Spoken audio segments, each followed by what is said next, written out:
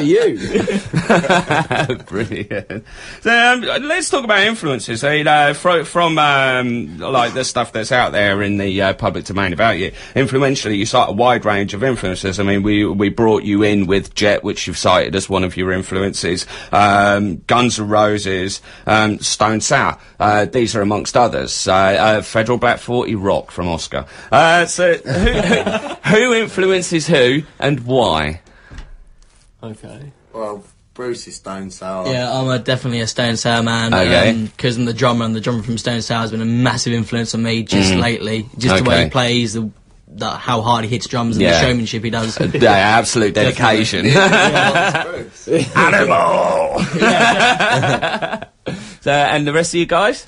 I'm all about the AC/DC. Yeah, you're all about AC/DC. Yeah. Ballsy blues rock that you can still dance to when you're pretty drunk. It doesn't have to be complicated to work, and I think these are our influences of the bands. Are you that advocating status quo with that statement? That's the place, definitely. They do have a place. Sorry, go on. No, it's just, I just think it's those sort of bands that stand the test of time, you know, and especially Zeppelin recently played, and, you know, it just Sabbath, speaks words. AC/DC, best bands ever. Even Van Halen get up there. Yeah. No, so I mean, a lot of sort of well-established sort of their sound is distinctive, each one of them as well. Yeah, I mean, we've got a lot of bands that we like, sort of modern bands as well. I mean, Killswitch is a big influence on a few of us. Yeah, I like Killswitch. A lot of my friends and my neighbours certainly don't, but I love them. Just lately, I've learned to appreciate them and get into them just lately. Yeah. Tool are a big band for me as well. Maynard's a wicked singer, and there's Queens of the Stone Age. There's so many. Yeah, good we bands kicked open the show with Queens of the Stone Age. Rise Against is good. Yeah, there's a lot of good bands out there. But we like a lot of different stuff as well. Yeah, which is and always the a good as thing. well, or another band we're absolutely. And we could sit here all night just reading. We could really. We could just talk about the best bands. I don't know. Someone might be sitting there with a pen. Yeah, they probably will actually. You'll have a groupie come up to you talking to you about particular tracks from bands you've mentioned tonight, given the number of texts coming through. Anyways, that's that.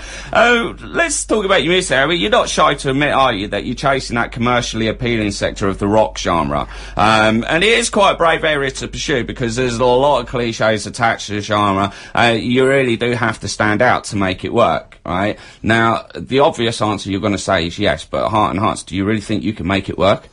We wouldn't be in a band if we didn't, really. Yeah, exactly. We wouldn't be aiming for what we're aiming for, and this band, I mean, there are a lot of bands out there that can do it and that sound alright, but it's not just about how good you sound, it's about the live shows you put on, it's about, not being scared of stuff that people would call cheesy. Yeah. Is just, that's what rock is all about. That's what brings me out to a gig. I like a bit of cheese, and I think, you know, in places, it has to work.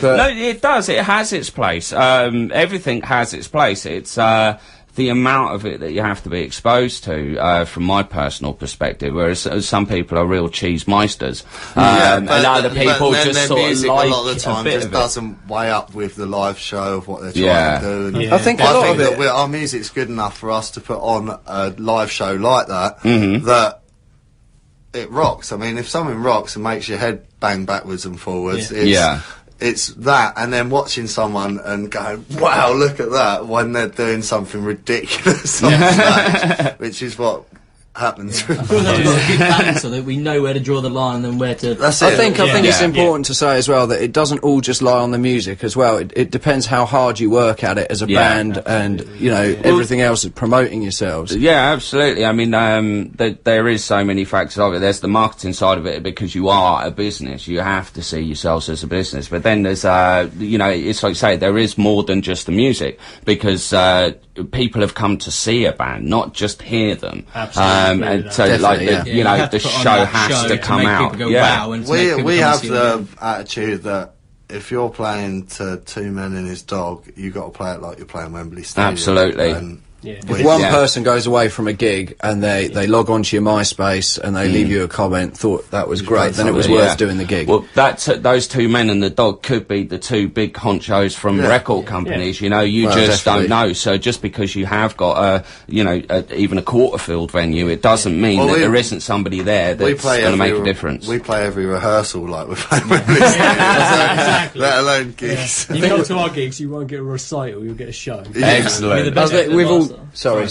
No, go. I mean, the best bit of advice what I got was at every show, play it higher, pretend it's your last show you're going to do on Earth. Yeah, absolutely. And just really go for 110%. Always. You really don't know that it isn't. It's kind of morbid to sort of say it, but you don't know that the show you're doing isn't going to be your last show, so you really do have to rock your socks off. And I'm pleased to hear you have got that kind of philosophy. Well, I think as well, if you don't enjoy yourself doing it, then there's no... Why are you doing it in the first place? No one else can expect you to enjoy it if you're not. If you're looking like you're enjoying it, people are going to enjoy it far more. Absolutely. And I've played gigs as well where there's just been the cleaner standing there, but as long as the band's had a good night, then, you know... If the cleaner was nodding his head, you were right. They were just... Even they play shit. Just out of interest, how much did the cleaner have to pay to make sure that, like, the door broke even?